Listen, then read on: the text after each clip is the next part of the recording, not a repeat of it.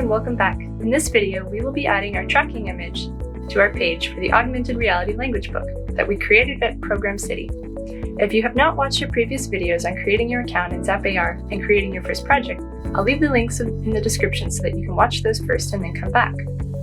So now that you have your account and your first project started, we're going to add a tracking image to our project.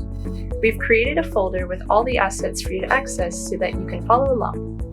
In this link, you will be able to see all of the assets you will need for your project.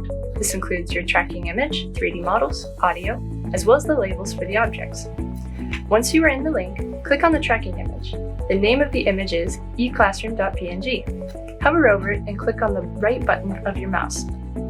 Here, select Download to get the image on your computer. Now come back to your project window and go to the right side of the screen where it says Target Image. Here we will be uploading the tracking image to our AR language project. Select the blue button that reads Upload Target Image. Then, in the new window, search for eClassroom.png. Select it and click Open. It might take a few minutes for the software to train the image as a tracking image. When it finishes this process, go to the right panel. Where it says Orientation, select Flat.